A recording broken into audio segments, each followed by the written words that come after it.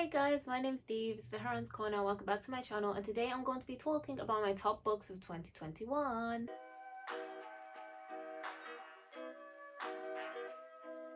So firstly, I want to say sorry if you can hear the noise from the road.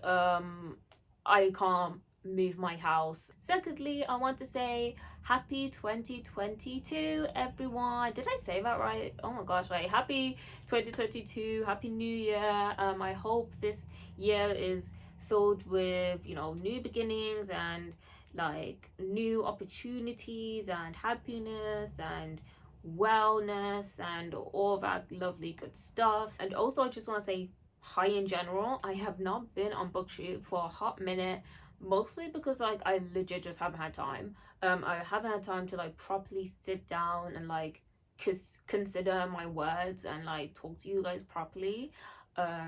But now today I actually have the time to really just not rush myself. So yeah, just a hi in general, I guess. Of course, as you've seen from the title of the video, I'll be talking about my top books of 2021. These like top 10 books were really just I'm really glad that I read these books. I mean, like, these are the books where I'm happy that I love reading so much, and I have a privilege to read such amazing like works. Like, these are the books that make it worth it. Do you know what I mean? That makes all the 3 stars and the DNFs. Like, these books are what make that process worth it. So yeah, I do have 2 honorable mentions in this list as well, which I'll get through like quite quickly. But without further ado, let's get into the books. Please remember, of course, to subscribe to my channel and to follow me on Twitter. But yeah, let's get onto the honorable mentions. So the first honorable mention I want to talk about is Pet by Akwaeke Emezi, and this is a YA magical realism book, and it's basically about this town called like Lucille, and there are no monsters in Lucille until there is a monster in Lucille. And I know that sounds like such a vague synopsis, but seriously, like, it's not a big book, and also like I don't really need to go into any more detail. Like, the story will just reveal itself very gradually. But yeah, I also want to say maybe watch out for some triggers in these books. Like, if I say the triggers, it's kind of a plot like spoiler, so just look it up yourself if you know that you have like triggers, I guess. But yeah, like, so this book was actually so phenomenal, but it just I just couldn't put it in my top 10.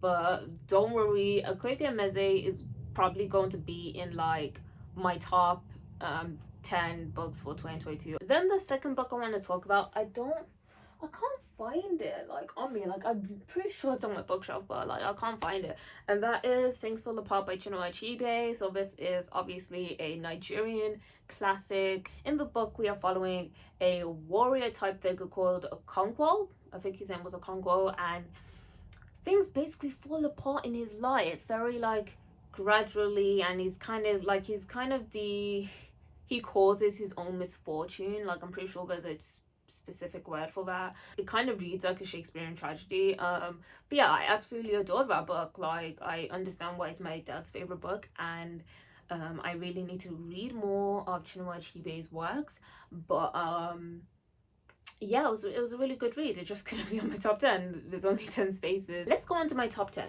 So my top 10, wait, let me actually get my, do you like my journal, guys? It's so pretty. So my top 10 is kind of in no particular order, but there are 3 books that I do want to give special shout outs to because I adored them so much. Like, they really, I would say these 3 books really shaped my reading this year, and so I'm going to have to give them a shout out. But also I've already talked about these books a lot on my channel, so I'm going to go through them very quickly as well. So the first book, of course, I'm going to talk about is Lot by Shola von Reinhold, and this is I don't even know what genre to put this book in, and that's why I love this book so much. This is a book about Matilda, who is kind of obsessed with these specific historical figures from the 1920s, who are really into like art and like indulgence and luxury. And there's one specific historical figure who's a black woman, and Matilda wants to find out more about her, so she kind of ends up going on this like art residency in like Europe. It might be Germany, I'm not I can't quite remember. The residency is kind of off, like things aren't what they seem. There may be a secret society. This book is just everything I love in a book, without romance. Like, if I don't think a romance would even fit in this book, but like this book is basically just for me. This book is challenging, it's thought-provoking, it's entertaining, and it's a nice sort of slow read. Like, you really have to like ease yourself into the prose and to the story. But I really just enjoyed this book so much. I've been raving about it all through 2021, and I will continue to rave about it until everyone on BookTube has read this book. And then the second book I'm going to talk about has to be The Confessions of Fanny Lantern, and this is a historical fiction novel, and we follow Fanny, who's on trial for the murder of two people who she worked with in London, or she worked for in London. And this book basically takes us on a journey from when Fanny was a slave on I think it was like a Jamaican plantation, and how she gets to London and how she works for these two people. And it's a very dysfunctional kind of household that she's in. The woman is like mentally ill, like she has some issues with her mental health, and then the man just seems kind of so dismissive. This book has a lot of stuff in here, but Sarah Collins is so gracious, such a great writer. Like, it was really a page and it was captivating. Like, I was like, I'm really enjoying this book. Like, that was just a really stark realization in my mind, like, damn, this book is so good. And then the last book I'm going to give like a special shout out to, it's the third book on this list, and that is Black and British: A Forgotten History by David Alisoga. I did a specific book review, I think it was like my first book review I ever did on this channel, so I'll link that down below. But yeah, it's a non-fiction about Black British history, especially the forgotten parts, because a lot of people seem to think that black people only came to the UK after the Windrush generation and during that, and the 50s and the 60s. But we have a lot of history with this island, and yeah, like this is just, it's explored in such a fascinating and interesting way. And this book is chunky. This book is a chunky book, and the writing is tiny. It's the writing is absolutely tiny, but I just loved it. And it really reminded me how much I love history, and I love reading about history, and I love learning about history, especially when it's like essentially like my own history. Like, and yeah, it was just a really great book. As I said, I did a dedicated book review, and I'll link that down below. So the fourth book I want to talk about is Liberty by Caitlin Greenidge. We also have another historical fiction, and this historical fiction takes place in the Reconstruction era of American history, and we follow Liberty, who is the daughter of like a healer, kind of nurse, doctor. Her mother like tries to like heal people and like, you know, take care of them, basically like a nurse. Why am I she was set on the path to like do that, like to be a healer like her mom and stuff like that, but she finds herself rebelling against that a lot. And she, like, this book, like it like, to be blunt, it doesn't have like the most plot. Like, this isn't like a plot heavy book. This book is very much about like the character of Liberty and like coming into her own, and what her girlhood and womanhood looks like. Like, there's a lot of the themes of black womanhood and black girlhood are very strong in this novel, and also the theme of like that mother-daughter relationship. And like this year I really discovered that I love mother and daughter relationships in books. Like, it's just candy floss to me. I can just eat it. I feel like I'm not selling this book, but it's hard to sell a book which is just like superb in like every way. Like, Caitlin Greenidge's writing is just like butter. You just you just cut through it very, very easily. I don't know what else to say than to, like, if you like historical fiction, you need to read Liberty. So the next book I want to talk about is Winter Chill by Alyssa Dusupin, and this is I guess it's like a contemporary literary fiction novel, and we follow the main protagonist, who is a French Korean woman, or Korean French woman, and she works like in this town that's on the border of North and South Korea, and like it's kind of like a hotel B&B place. And one day, like, a French graphic novelist comes to like stay and to write his graphic novel, and escapades ensue. Like, again, this isn't a book that's like very plot heavy. It's a very slow, it's like you're going on a lovely spring walk almost. The brilliance of this book is very unassuming, and it isn't until I got to the final pages I was like, I really enjoyed this story. It's a very low-key story, not much happened, but I really enjoyed the writing. I enjoyed the setting. I could imagine everything that was going on, and the aspects, very tiny aspects of like magical realism that like threads through, which was very interesting to kind of decipher. And all in all, I just really enjoyed this book, you know what I mean? Like, and that's all a book has to do. Like, I didn't get deep philosophical awakenings in my mind, but it was just a very excellent, well-crafted story, and I enjoyed it immensely, and that's why I put it on this list. The next book I want to talk about is Woman at Point Zero by Noelle El Sadawi. So we follow a woman who's in a Cairo prison cell, and just throughout the course of the novel we understand and realize why she's in the prison cell, and her life has been very traumatic. This is not a light fluffy read at all. This is heavy. There's a lot of trigger warnings in this. Please like look them up. I can't remember them off the top of my head, but yeah, it's a very kind of traumatic story, but I really enjoyed the conversations that were going on in this book about sex, you know, gender, just a woman's role and place, and how a woman is looked at in society, and the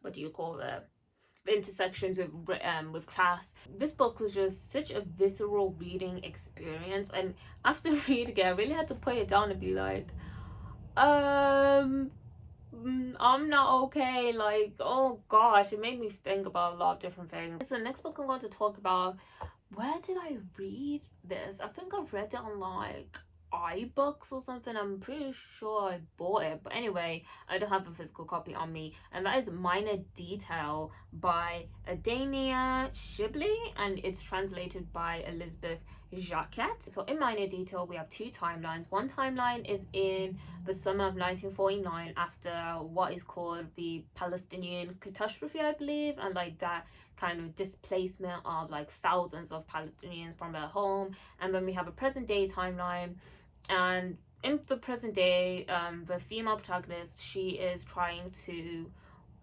work out a crime which happened in that summer of 1949.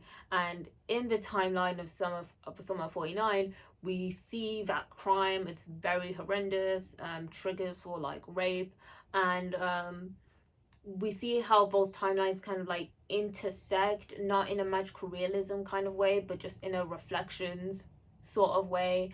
And we see the woman just kind of go more and more in the present day, become more and more obsessed with this crime, and trying to uncover who this girl was who was like raped and killed.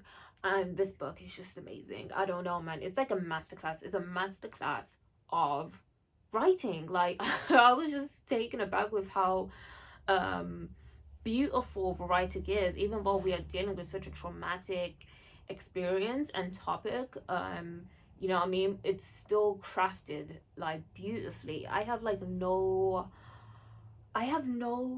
like problems, issues. I cannot nitpick this book. And while I was reading this book, obviously I learned more about Palestinian history and that very kind of traumatic experience. And obviously that is not the main like purpose of the book, but I just really appreciate it as a person who does not know that history or that culture very well. I appreciated how much I learned from reading this book. But yeah, the writing is exquisite, so simple yet so like so sharp in what it's trying to get at. And I don't know, it was just a wonderful book to read. So the next book I want to talk about isn't really a book, it's more of a collection of essays. Like, that's basically still a book, isn't it? Anyway, it's Thick and Over Essays by Tressie McMillan Cotton, and this is a collection of essays basically about, you know, being a black woman. Like, it's just about black femininity, black womanhood, black girlhood, society, race, you know, all those typical things. And the reason why I put this on my list is because I also read another book about these, you know, themes and issues, like just before this book, and I really just appreciated how this book just talked about them in a different way, I guess. Like, it just felt like it was more academic, or just less emotional, maybe. I don't want to say less emotional, but I just really enjoyed how black and white Cotton writes about these issues, and she's very confident in her viewpoints and in her ideas and her point of view, and I just really appreciated that. Of course, I read this like in the summer of haze, and this winter suck show and like another book that's on this list fell kind of in the summer of haze. Like, does that make sense? Like, it felt like I was just in a haze during the summer. Like, I was just picking up random books, dropping them, picking up another one, dropping them. So like, my memory of this book is slightly dodgy, I'm not even going to lie. But there is one essay that I really enjoyed, and it was about beauty, and it was about how she doesn't consider herself pretty, I guess. Like, I hope I'm not recounting that wrong. And about how she can't be considered pretty, because what is pretty is, you know, white Eurocentric features. She does not have white Eurocentric features, so it's kind of like, how can she be pretty in a society that upholds that kind of beauty standard? And it was such a mind well. Like, I was thinking, damn, that is a funny little outlook that I never thought about, but now I'm thinking about a lot. And do you know what I mean? There was a lot of different moments in that. Like, I'm so sad that I do not have this book physically, because I would have been marking down stuff and everything. I read this book through an audiobook, so do you know what I mean? I couldn't really take notes unless like I was writing in my journal. But yeah, this is a book that I definitely want to have physically, so I can reread all these essays again. We have another kind of collection for my 9th spot on this list, and that is The Secret Life of Church Girls by The Secret Life of Church Ladies by Disha Filya. And yeah, this book is is so good, and I'm kind of happy that I read it in 2021, so I can say, oh yeah, I read it in 2021. Like, I'm before the curve, because I can see everyone and their mother picking this up on book Twitter. It's kind of mad. Basically, we have these short stories about black women, and the two prominent themes are faith and desire, like love and sex and all that stuff. And yeah, this book is amazing.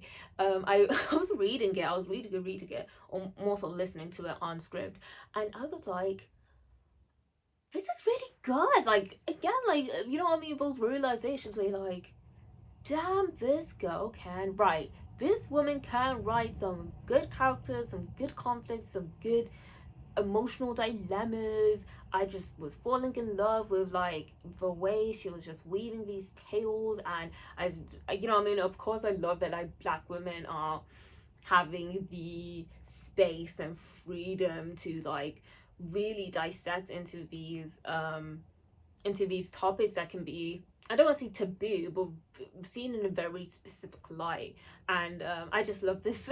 I love this collection so much. And I started reading it in the summer, like late summer, and the summer of haze. And I really had to put it down, because I knew that this was going to be a good book. It was going to be a really good read, and I needed to dedicate time to it. And I dedicated the final dying days of 2021 to read this, and it was just marvelous. And I understand the hype. I know that it's getting a TV show. I am so happy that this book is getting all the buzz and love. And if you have not read The Secret Life of Church Ladies in 2021, you need to be putting it on your list in 2022 so you are not left behind. And then the last book, let me just check my list. I talked about Locke, Confessions, Black and British Liberty, Secret Lives, Minor Detail 1.0, Thick and Never Essays, Winter, A Sock Show, and now we're going to be talking about my final read. And I think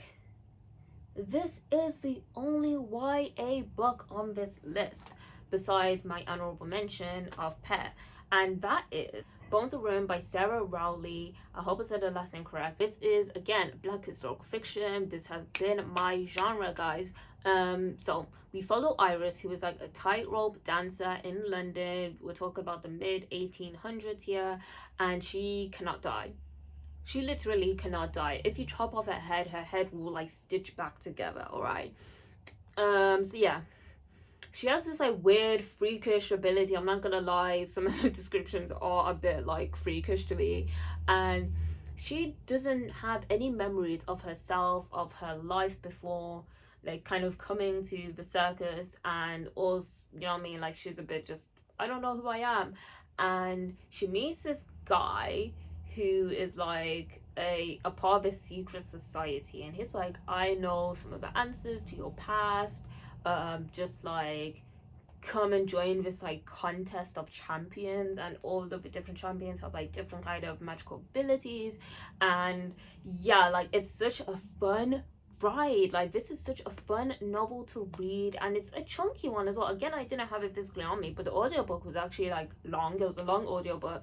I took like a break, and I took like a 2-week break like while reading this, because Spider-Man No Way Home came out, and like I was in my Marvel mindset for like 2 weeks basically. But anyway, when I came back to this book, I fell in love with it again, and like it was just a really entertaining read. Like I don't know, guys, like the reason why this is like the only YA on my bloody top 10 list is because like it didn't fall into any of the tropes. Like the main heroine is very competent. She isn't she there's a lovely like there's a lovely like maturity to her.